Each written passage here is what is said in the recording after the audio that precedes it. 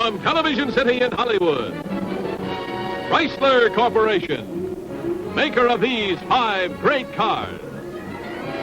Plymouth, Dodge, DeSoto, Chrysler, and the exclusive Imperial, the 5 great cars of the forward look. Chrysler Corporation presents Climax. Tonight starring Louis Hayward, Peter Lorre, Ann Harding. And now your host for Chrysler Corporation, Bill Lundigan. Good evening. You know, our story tonight is from the pen of one of the great storytellers of all times. A man who seemed to know that he was predestined to live a tragic life, and he did.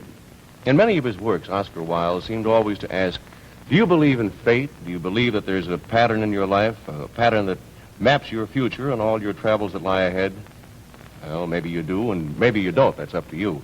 But this is the premise of our story tonight, from the pen of Oscar Wilde, as adapted by John Newbill, A Promise to Murder, now on Climax.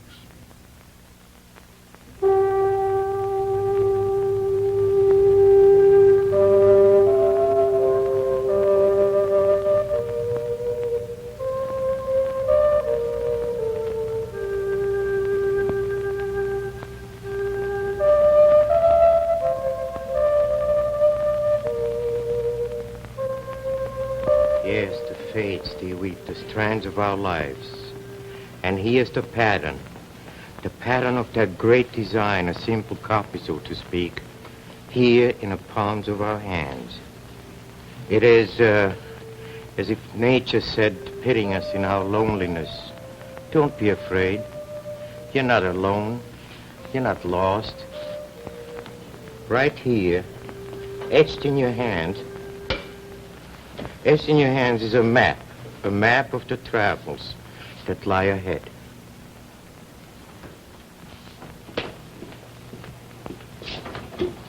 Oh, good afternoon, Mr. Townsend. Hello, Charles. Permit me to offer my congratulations, sir. Thank you, Charles. Oh, Mrs. Weatherby has a little parcel she wants me to pick up. Oh, yes, sir, I have it ready. Thanks. Randy, how nice to see you. Mr. Saunders, how are you, sir? My heartiest congratulations, Randy. She's a wonderful girl, Marcia. Getting herself a wonderful husband, too, if you ask me. Thanks very much. Am I interrupting something? Bertha has found the most remarkable man, a Mr. Voorhees. Another of her proteges, huh? But this one really is remarkable. Come along, see for yourself. Sure. And written in your hands, Mrs. Weatherby, is not only the future in this life, but your future in the eternal life. And there your dear husband is waiting for you. And an eternity of happiness waits with him. Oh, when? When will that be?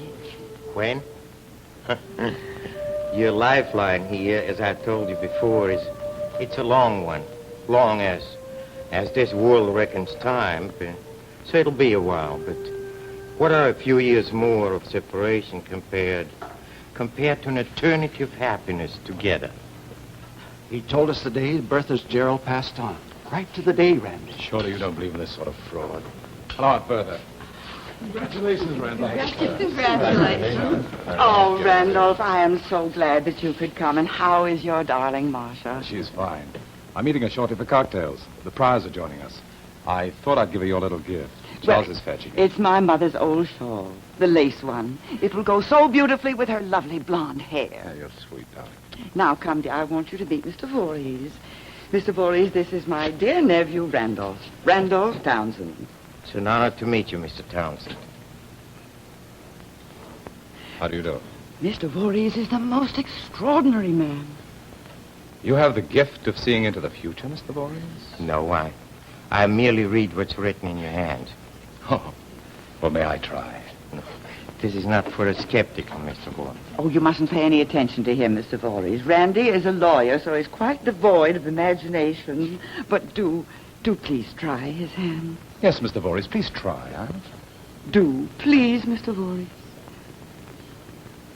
All right. Would you be seated, please? Thank you.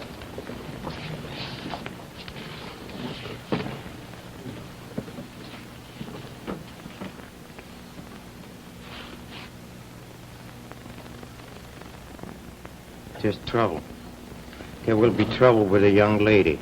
Oh, not with Marcia. A dark-haired lady with dark hair will come between you and your marriage. Tired of blondes so soon, Randy? Well,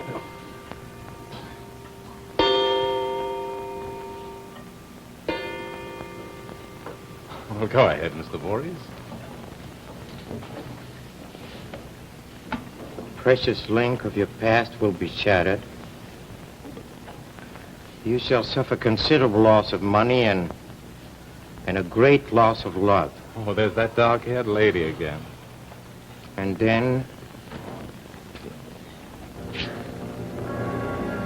What is it, Mr. Voorhees? Your gift failing you, Mr. Voorhees? no. Oh, please don't be upset, Mr. Voorhees. Randolph, I'd like to speak with you. Sure. Goodbye, Mr. Voorhees.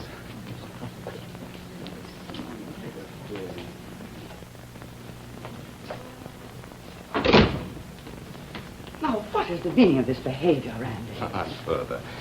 I wish when you pick us up protégés to sponsor, you'd be a little more careful. This man's obviously a fraud. I don't see how you can speak like that of Mr. Voorhees. He's told us all the most astonishing things. I know. Uncle Gerald waiting for you in heaven. My coat, please, John. Yes, sir.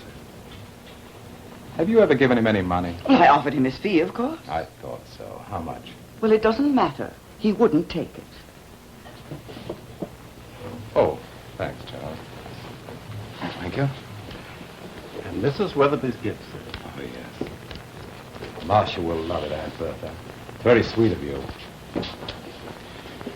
You know, you're awfully kind-hearted. Don't let other people take advantage of it, huh?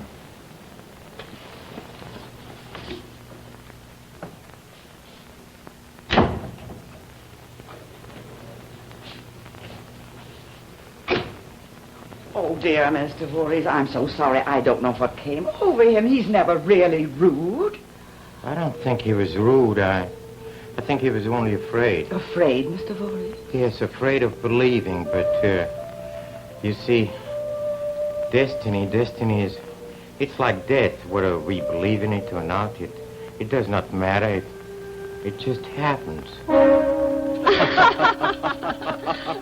But really, the most amusing part of the whole thing was when he came to the fifth prophecy. His eyes popped out, his mouth fell open. He looked like he'd seen a ghost. Really quite a performance. What was the fifth prophecy? Oh, does it matter? Oh, Arthur, why don't we take these out on the terrace? Marcia will be here soon. Of course. Yes, Arthur. It's lovely and warm today. May I help? Sure. Would you mind taking out the hors d'oeuvres? Love to. Good. Oh, don't they look delicious?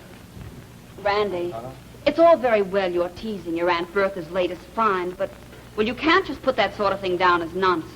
Georgina, bring the tray, dear. Coming, Arthur. Georgina, don't tell me you think there's any truth to it. If there isn't, then why do so many people believe in it? Superstition. Now, that's where you're wrong. It isn't superstition. Oh? You're quite sure you want to go through with your marriage, Randy. Be forewarned. Don't be rude, Arthur. What I mean, Randy, is, well, these people predict the future for you, don't they? Yeah? Well, then, if it doesn't come true, you don't believe in it. That's right. Then it stands to reason that a lot of their predictions do come true because so many people believe in them. So? Oh, is that the shawl for Mrs. Weatherby? Mm-hmm. Yeah. And Marcia will look lovely in it with her blonde hair. There she is now. Marcia, Doc. What's the matter? A dark-haired lady will come between you and your marriage. What is it? Oh, it's nothing, really. Come and have your cocktail. It's waiting for you.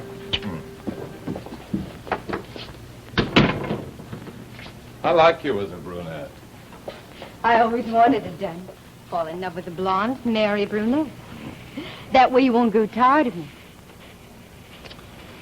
You never said anything about dyeing your hair. No, it was a sudden whim. Just this afternoon, I was wandering along, passing the time. Suddenly, I found myself in front of a beauty shop. I thought, well, why not? Do it now. What time was this? Oh, as a matter of fact, it was exactly 3. I remember because they just happened to have a cancellation at that time. What? Oh, it's nothing. Just I'm not used to it yet. It's really very nice. Oh, Aunt Bertha sent you a little gift. An old lace shawl. Oh. Oh, she's sweet. Yes. And so are you. Hello, Walter. Marcia, what have you done to your hair? I changed. I can't. I say, I wouldn't tell Mrs. Weatherby about this little coincidence if I were you. She'd never get rid of that Voorhees. Of course not. I've forgotten all about Voorhees. Come on. I like it. Here it is, Mr. Voorhees. Oh, look. This was Randy's room when he was a little boy. Look.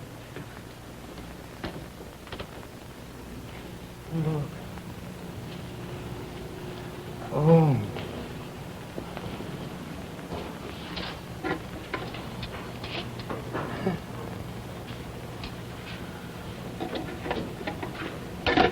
Oh.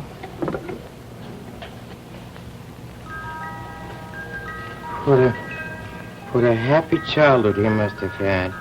My husband, God rest him, and I tried to make it so. After what happened to his parents. He was my sister Angela's boy, you know. Poor Angela. She and her darling Tony. They had left their baby, little Randy, with us while they were vacationing in the Alps. They were both so very fond of winter sports.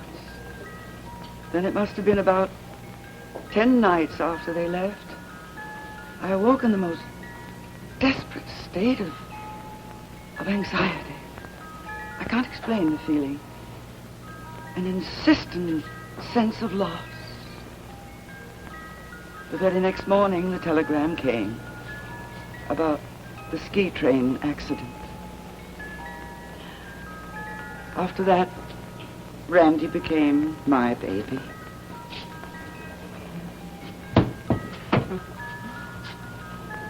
You know, sometimes I think it is a shame that they have to grow up.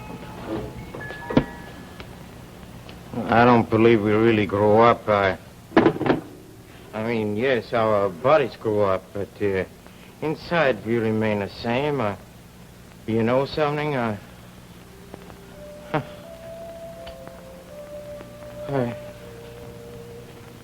don't think I've ever been in a playroom before. No, not except in dreams. And I never had any toys. Oh, I was promised, yes, always. Next week, next month, but never happened. No, it was always magic promise, but just promised.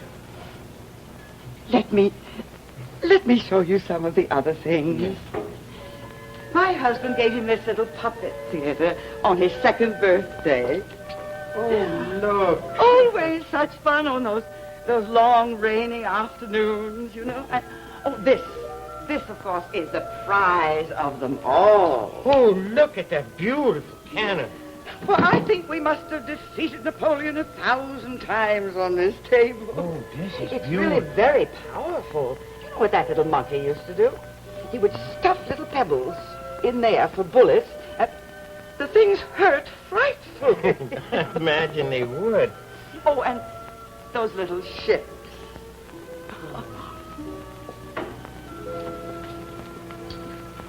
They actually belonged to my husband when he was a little boy. Oh, look. It is such a pleasure to find someone else who enjoys these things as I do. It's more than enjoying. It's much more. It's almost as if life begins anew. Only now all the promises are fulfilled, and all of a sudden there's magic in this world, and for a brief moment the loneliness, all the loneliness is gone. And it need never return. I'll tell Mrs. Weatherby you're here. She and Mr. Voorhees are at breakfast. Charles. Yes, sir. When did he move in, Mr. Voorhees? The day before yesterday, sir. Thank you, Charles. Yes, sir.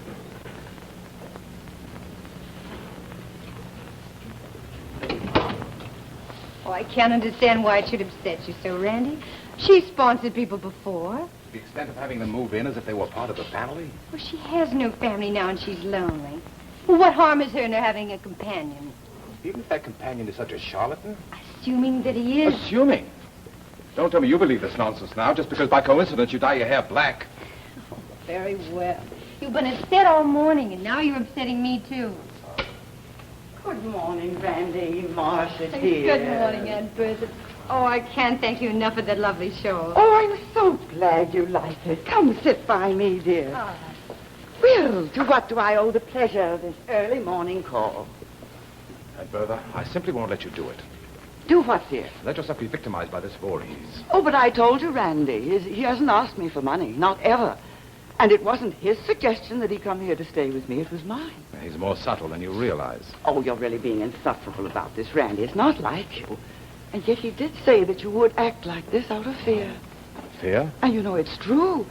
As a little boy, because of my dream about your parents' accident, you always did believe in prophecies and portents. The fear of them used to keep you awake. Nonsense. What have I to fear from him? It's you I'm worried about. I won't let him do it. Well, after all, Randy, it is my house. And I'm very happy to have the playroom occupied again. You mean you've given him my room? Well, you've moved out of this house. Whatever it might have meant to you in the past, it's become now merely a room for my friend, Mr. Voorhees.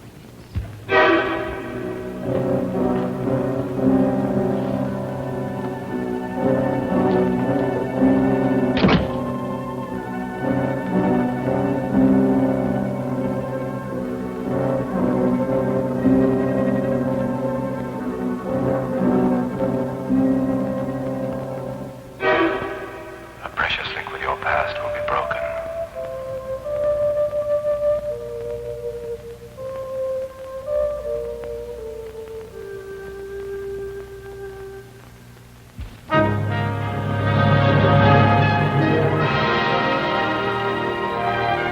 In just a moment, we'll return to the second act of A Promise to Murder.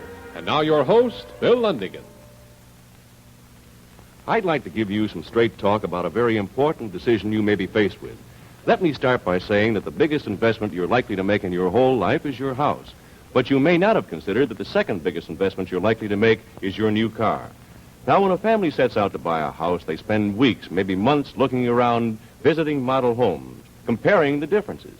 But strangely enough, research indicates that 58% of the people buy the same make car they bought the last time without even comparing it with any other make. Compare all for style. Look at the brilliant flight sweep styling seen in the cars of the Forward Look 56. Lines that move cleanly and boldly from the sharply upswept tail fins to the forward thrusting headlights. Compare this years ahead styling with the styling of other cars, and you'll know the flight sweep is for you. See if you, too, don't find that the greatest new feature in years is push-button power flight. A fingertip touch sets you in motion smoothly, effortlessly. You can't get it in any car but a Chrysler Corporation car, so compare, and you'll find all other methods of drive selection already out of date. Here's another important comparison. Power steering. Only on Chrysler Corporation cars can you have the tremendous advantage of full-time, safety-touch power steering. Power steering that works for you all the time instead of cutting in and out. Even if you now drive with a part-time system, you can discover there's a better way by comparing. So if you're planning, thinking, or only just dreaming of a new 1956 car, compare them all feature by feature, and I'll bet you'll choose one of the cars of the Forward Look 56. Plymouth, Dodge, DeSoto, Chrysler, or the exclusive Imperial. And now we return to Climax, tonight starring Louis Hayward, Peter Lorre, and Ann Harding.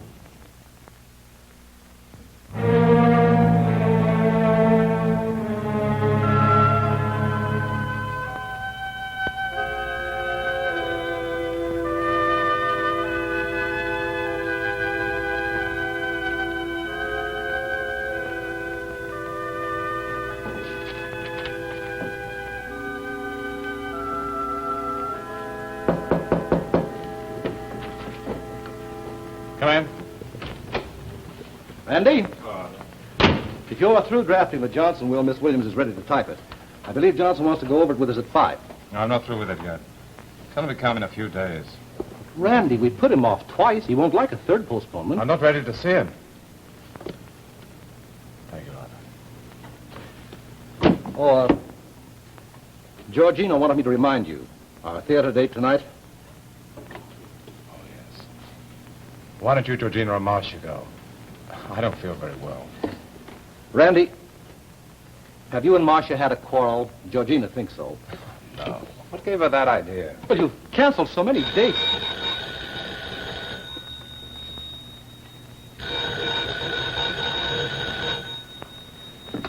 Yes? Yes, Miss Williams. Oh. Yes, I see.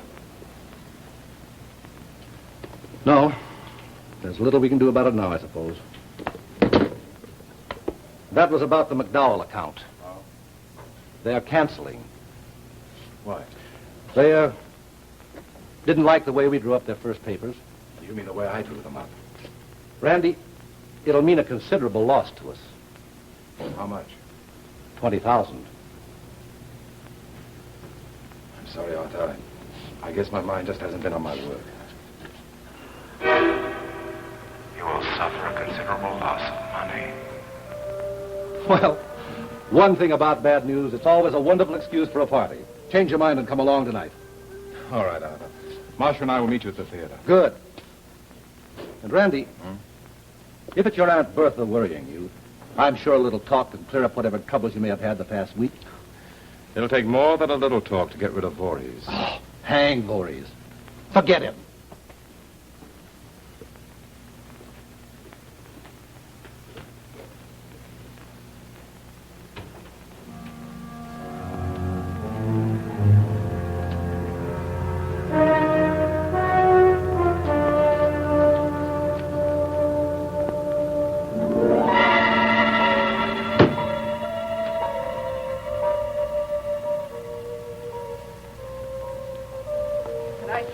Understand it, Randy. 1 minute you're taking me to the theater, and the next minute you're not. Simply because you're bound and determined to pursue this nonsense about Voorhees. Marcia, all I'm asking you to do is to go to the theater with the Pryors. I want to see Aunt Bertha, and after that, Mr. Voorhees, that's all.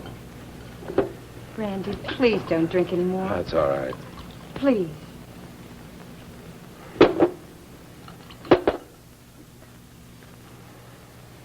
What possible good can seeing Voorhees do? I'll get rid of her. But how? Money. That's obviously what he's after. I'll make it worth his while to go away. Isn't that rather extreme? It's the only way. I'm beginning to believe Aunt Bertha was right. You do believe. Half believe anyway. When you don't want to admit it, not even to yourself. That's like believing in witchcraft. Why should I believe in him? I don't know. Unless perhaps it has something to do with what Aunt Bertha said about your parents. What about them? She dreamt that they would die. And it happened. You knew that as a little boy. Marcia, this is becoming perfectly ridiculous. I just think that Aunt Bertha's been the victim of a cheap little charlatan. I want to get rid of him before he hurts her, that's all. That's all, Marcia. All right, then. I'll try to explain to us and Georgina. I'll go down. Don't bother.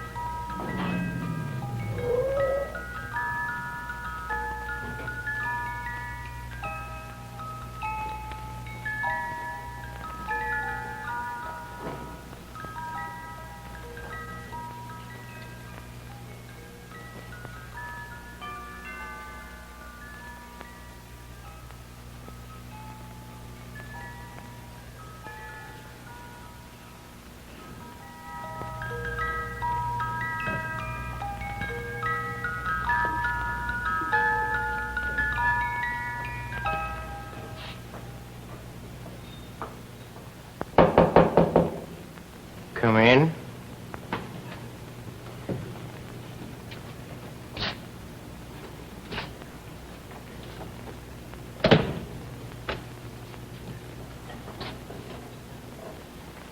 Hello, Mr. Voorhees. Mr. Townsend. You seem to like this room. Oh, I like it very much. And your Aunt Bertha told me that it used to be yours. Oh, it's Aunt Bertha now, huh? Oh, I wouldn't have dared to be so forward, except she allowed me the honor. Things are going rather well then, aren't they? Huh?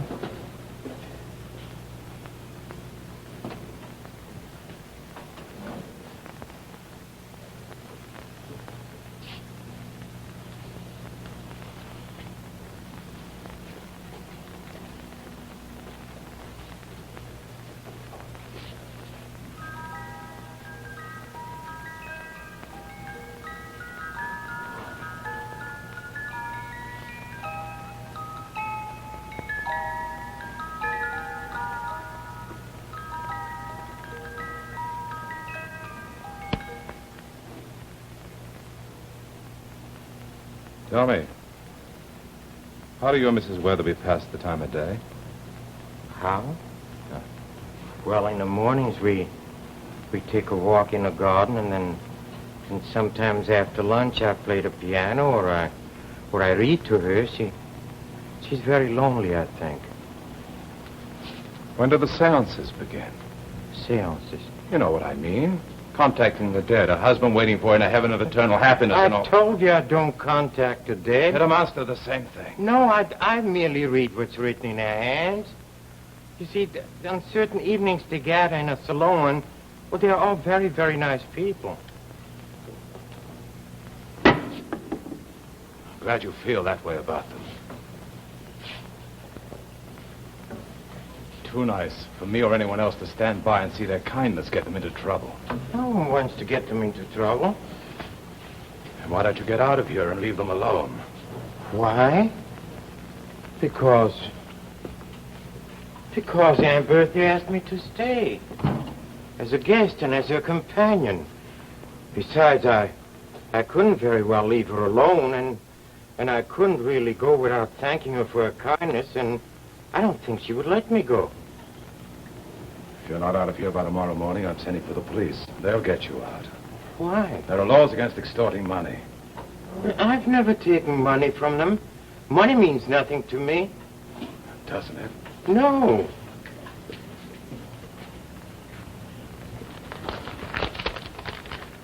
There are $5,000 there, Mr. Voorhees. For what? I don't pretend you don't understand. It's what you came for, isn't it? Well, take it and get out. Please take it back, Mr. Townsend. Go on, take it. It's yours, and leave my aunt and her friends alone. Why can't you believe me? Because you're a fraud, that's why. A fraud? Yes. Look, Mr. Townsend, when I read your hands, I predicted certain things, and they came true. How do you know they came true? Because they always do. Coincidences, that's all. Coincidence, Yes. huh? Aunt Bertha told me about your fiancé's hair. That came true. And this room, this was your link with your past, huh? When Aunt Bertha moved me, and here my second prediction came true. Now, this is a considerable amount of money, isn't it? If I were to take it, my third prediction would come true. Yes, but you say you aren't going to take it, so it won't come true. So, all right, so it happened some other way. Come on, be fair. You lost some money. Considerable money this week, huh? A lawyer often loses clients and money, naturally. Ah, you see? And your relations with Aunt Bertha. Remember my fourth prediction? You remember I told you would suffer heartbreak and loss of love? That has happened. If you're not out of here by tomorrow morning, I'm sending for the police. Good night. And the fifth prediction. What was it? Perhaps if you leave town, it might not happen, and you could avoid a tragedy. What was it? That you would kill someone.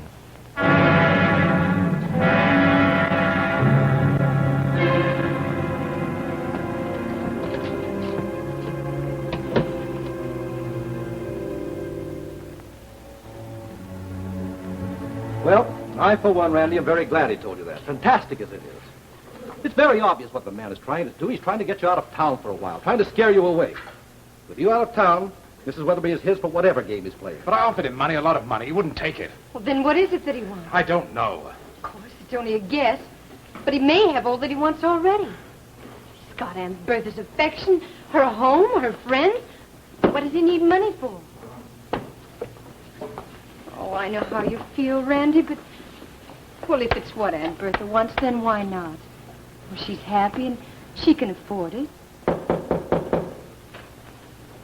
Excuse me, Mrs. Weatherby is here to see Mr. Townsend. Sure. What do you suppose she wants? I don't know. Perhaps she just wants to make up your differences. Now, please, please, Randy, be civil to her when she comes in. All right. Well, hello, Aunt Bertha. Marcia? How are you, Mrs. Weatherby? Arthur? Good morning, Aunt Bertha. How are you? Aunt Bertha, won't you sit down? Thank you. I'd like to come straight to the point, Randy. Mr. Voorhees told me of your surprise visit to him last night. I only do what anyone with any decency would have done. Blackmailing my friends and intimidating them into leaving me behind my back hardly comes under the heading of decency, Randy.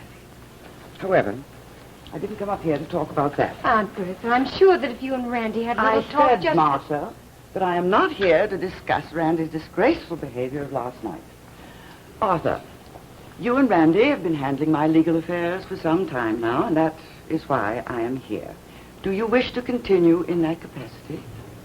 Why, of course, Mrs. Weatherby. Good.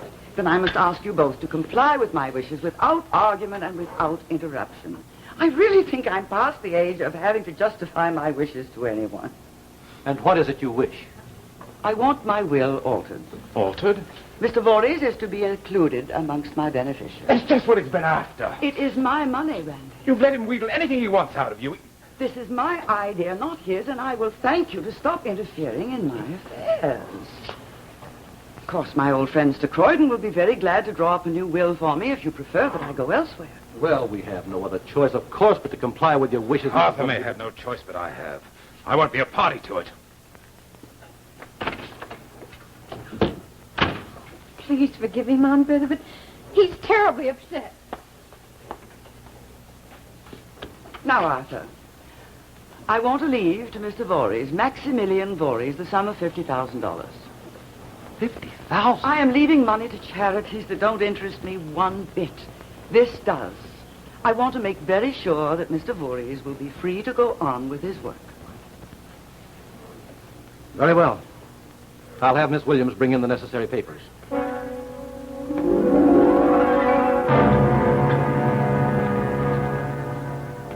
You lied to her. You made her change her will. You're nothing but a dirty crook, and when I'm through with you, you'll be sorry you ever set foot in this house. Never asked Bertha for money, never once. Stop calling her Bertha. You made her change her will somehow. I did not. She believes in my work and she wants it to go on. Your work's a fake. A fake, huh? After all that has happened to you, you call it a fake. And tell me something. Have you given her as much happiness, have you? Get out of here. You are the one that doesn't want it. I said get out of here. Once and for all, you leave her alone, you understand? Once and for all. Run! Don't do it! Down! You're going to kill someone.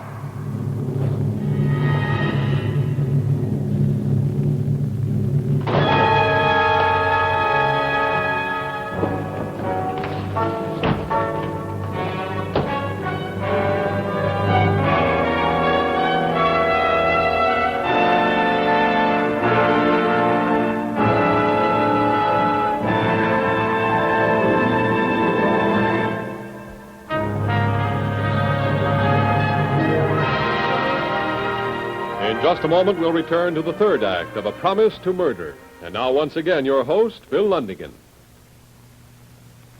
The Flight Sweep, Chrysler Corporation's aerodynamic style concept. New, fresh, imaginative. Tonight, Mary Costa will show you how the Flight Sweep makes these cars stand out from any others on the road.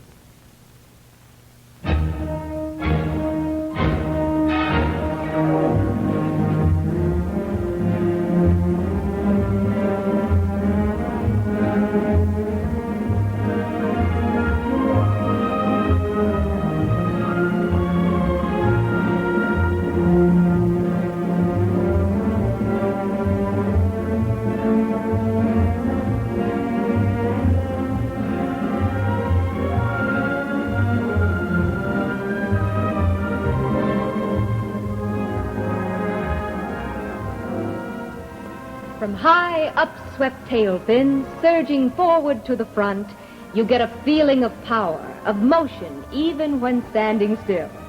For Chrysler Corporation has broken the style barrier with the Flight Sweep.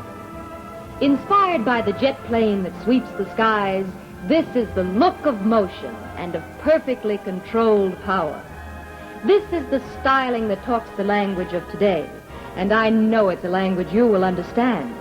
These cars have a young look, an eager look, the look of go.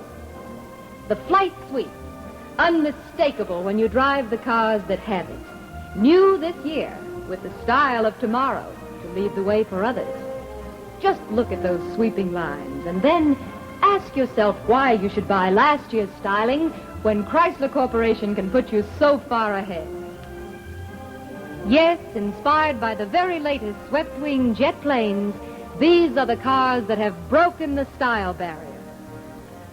The newest, finest cars on the road. Plymouth, Dodge, DeSoto, Chrysler, and the exclusive Imperial. Thank you, Mary. And now we return to A Promise to Murder from a story by Oscar Wilde, adapted for Climax by John Newcomb.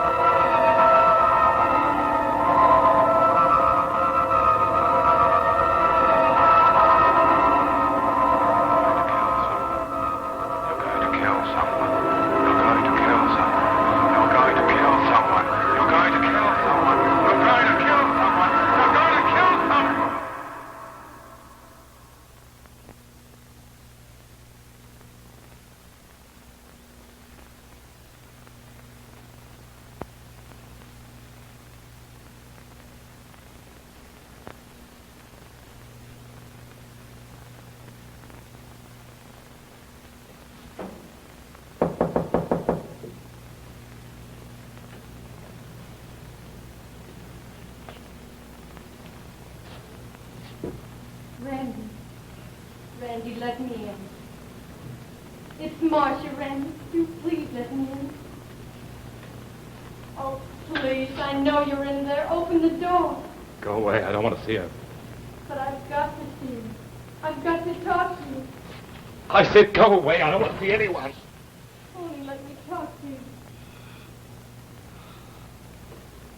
What is it? I wanted to tell you I love you. I love you. Marcia! Oh, Randy.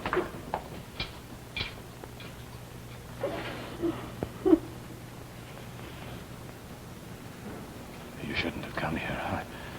I mustn't see anyone. Why? Please tell me what it is. I can't. I can't tell anyone. Is it anything I've done? No, it's something I might do. I don't want to hurt you. And do you love me? You know I do.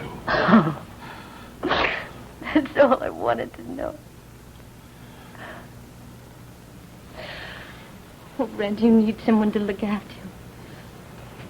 After the wedding, we'll go away. But please, please, you must go and see Aunt Bertha.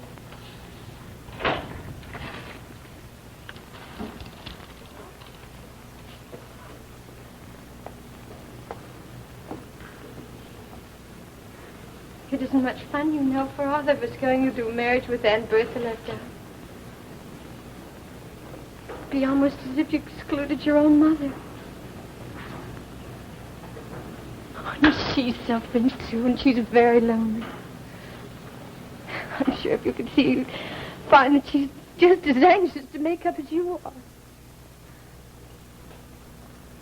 Randy, I think we'd make her terribly happy if we'd go and stay with her for a little while after the wedding.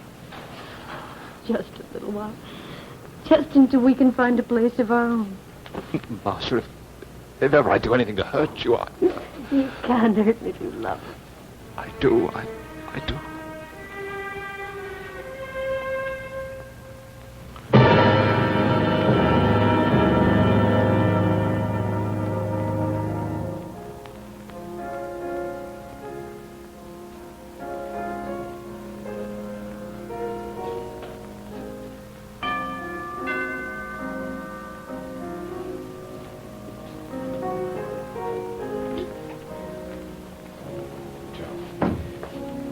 Mrs. Webb get home?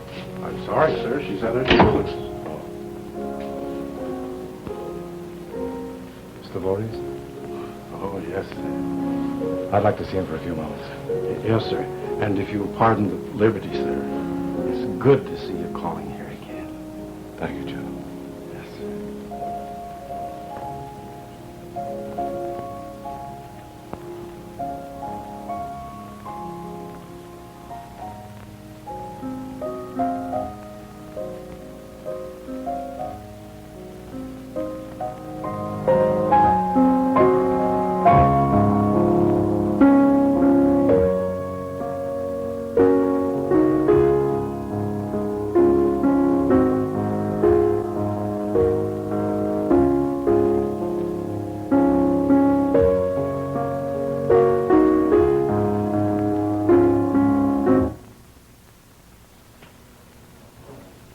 That's very beautiful, Mr. Voorhees. Randy, that's very, very nice of you. Oh, but Randy, why didn't you call? I'm sure Aunt Bertha would have liked to stay. Oh, pardon me, won't you sit down? You look very tired. How about a little sherry, huh? No, thank you. Well, I'm sure Aunt Bertha will be very cross when she finds she missed you. Cigarette? No. There's something I want to say to you, Mr. Voorhees. Yes?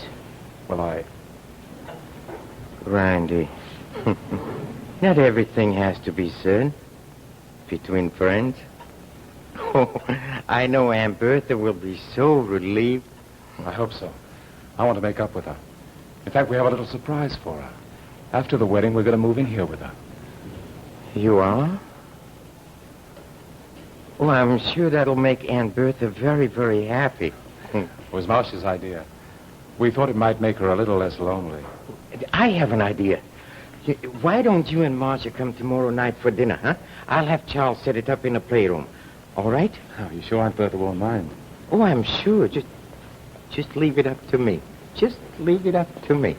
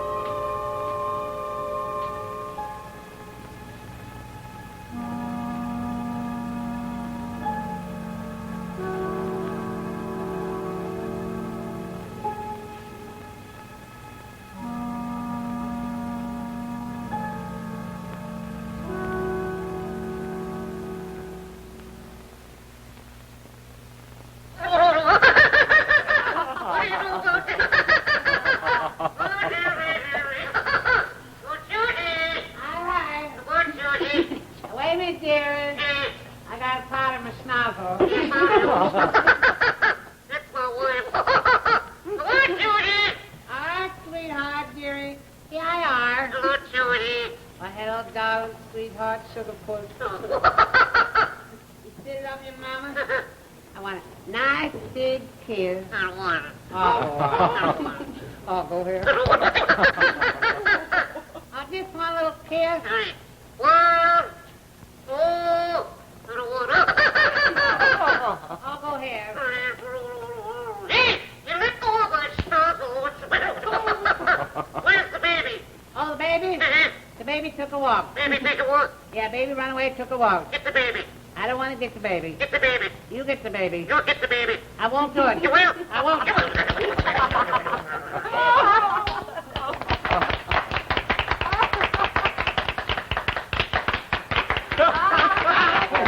Thank you. And thank you, Judy. And thank you, Punch. Oh, isn't he funny, Randy? And so clever. Oh, well, now we must have some wine. Yes, let's have some more wine. No, Aunt Bertha, please. Please don't move. Don't you move.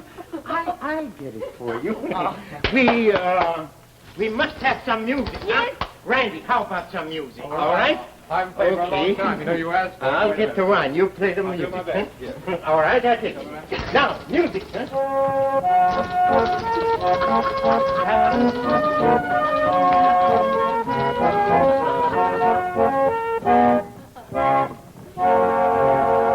Thank you, my lord.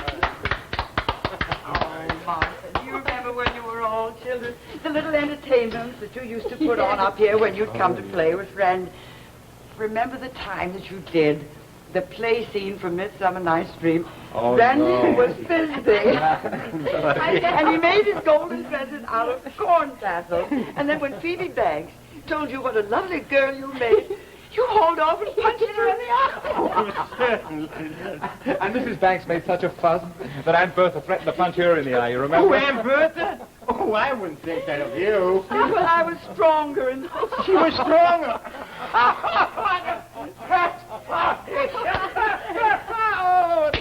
Well, some wine. Oh, For that's everybody, right. huh? Wine. Not only for Aunt Bertha, but for everybody. You have it. Good news. And, oh, no, the lady first, please. The lady Sorry, first. Thank you, sir. Here, Marcia. And for you, Randy. Thank you. And for me, too, huh? Uh-huh. I need some wine, and... Oh, yes, and now... A toast. Here, a toast. Give a toast. A toast to a happy party. And a toast to a happy couple. And a toast to happy me. And a toast to my precious lady. Oh, yes, and a toast to Mr. Morgan. Mr. Morgan. Yes, and to Miss Choo-Chin Chow. Choo-Chin Chow. And to Sir Egbert. To Sir Egbert. No, to Aunt Bertha. All right, I want music, I want fanfare, and, oh, yes, I want a salvo. I want a salvo, a 21-gun salute to my precious lady. All right, Marcia, you make the music, Yes, and yes, you'll thank fire you. the salvo. But just a moment. Wait. I have something to do. Now, I'll do the commanding role. no. I am the general. No, I am the general here. Come on, Randy, come on. Come on. All right, everything ready? Yep. A fanfare, Marcia, please. Oh, that's lovely. Now, you ready? No, not yet. No, the salvo comes after the toast, huh? While our precious lady is basking in the radiance of our love. Radiance of our love. Oh, my, that's very pretty. Very. All right. Now, another fanfare, please. Good. And now a toast. To Our Lady Precious. To Our Lady Precious. I'm afraid I'm going to cry a little. All right. And now the salvo. Yes, sir. Oh, yes. What is it? Dinner is served, Mrs. Weatherby. Oh, thank you, Charles. We'll be down very shortly. Well, anyway. And now, the salvo. No, not yet. Oh, let's have another salvo. I'll play another salute. Yeah, Oh, yes. I'll reset it. What is Mr. Voorhees? What's the matter? What's wrong? What's happened?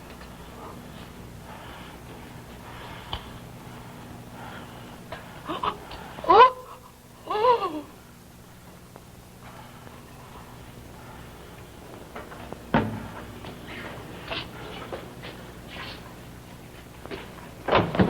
Marshal, tell Charles to get a doctor quickly. What happened, How Randy? he could have. He said I'd kill. Oh, no, dear. No, you didn't. It was entirely an accident. We all saw it. Charles is calling Dr. Phoebe. Won't do any good now. But how could it happen? I don't know. I don't.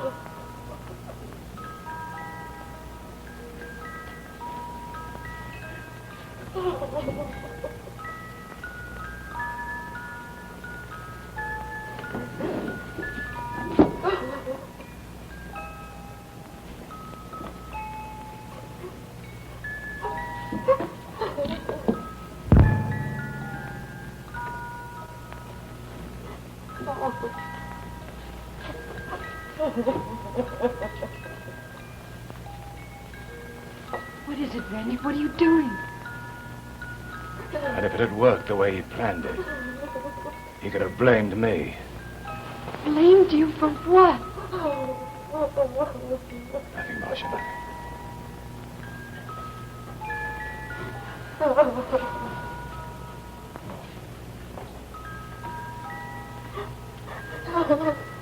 Now, Bertha, come away from here. Come on.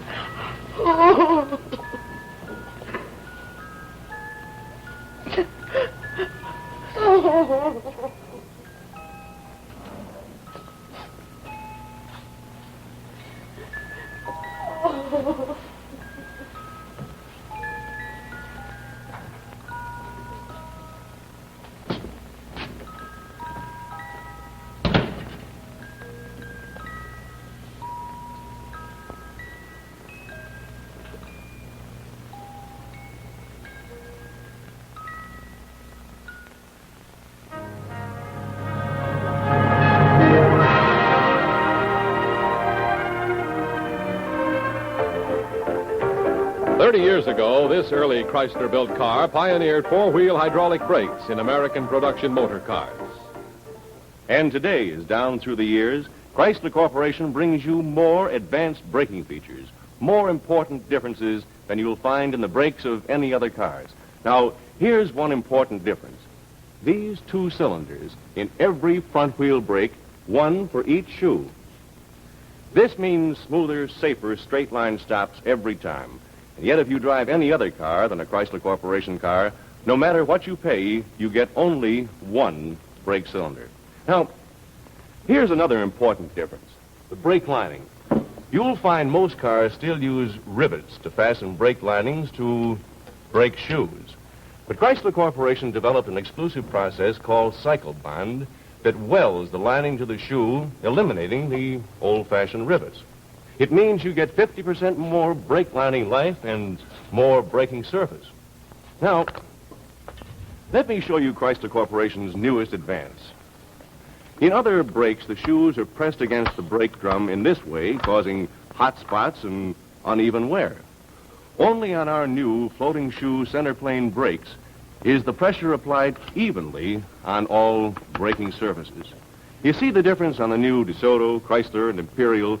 This reduces pedal pressure by 25%, and your linings will give you up to 20,000 miles more of surface. Yes, these are some of the important differences of typical in the engineering advantages of the Forward Look 56 from Chrysler Corporation. You know, ladies and gentlemen, next week on Climax, we're pleased to announce Portrait in Celluloid, written especially for Climax by Rod Serling, the author of Patterns and many other unique and exciting original stories. And right now, I'd like to have you meet our cast. Here's an old golfing buddy of mine, Jack Carson, who's going to play the part of Art Shattuck. Will you tell the audience a little bit about the role, Jack? Certainly, Bill. Art Shattuck is a product of the only city of its kind in the world, Hollywood, California. He's a literary agent, unfortunately unsuccessful. However, he did manage to win an award some years ago for writing a screenplay. Well, it sounds like an interesting role. Oh, it is, Bill. I'm looking forward to playing it. Be seeing you next week. Fine, Jack. And now playing the part of Barbara Williams is lovely Kim Hunter. Hi, Kim. Hello, nice to be with Bill. us. I play Art Shattuck's secretary. I've been with him 5 years, and in that length of time, you get to know a person pretty well. Thank you, Kim. And I have a couple of more folks that I want to introduce. Thank you. Here is another old friend, Don Taylor, who plays the role of John Appleby. Hello, Bill. Don? John Appleby is a young screenwriter whose career starts the way Art Shattuck's ended 20 years ago.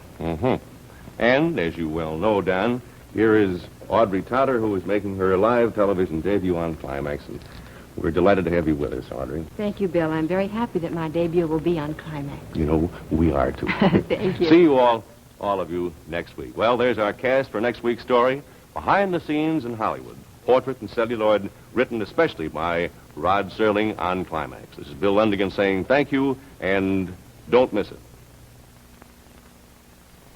Be sure to visit your Dodge dealer and enter the big Dodge contest. You may win a brand new Dodge every year for life. And don't miss the Thanksgiving Parade telecast next Thursday morning from Detroit on another network. See your newspaper for time and station. Climax has been presented by Chrysler Corporation. The Forward Look. Tens of thousands of children between the ages of 3 and 13 are victims of muscular dystrophy. You can help support the research that is bringing new hope to these youngsters. Send your contribution to MDAA, care of your local postmaster. Art Gilmore speaking. Portions of this program were pre-recorded. Climax is a CBS television network production.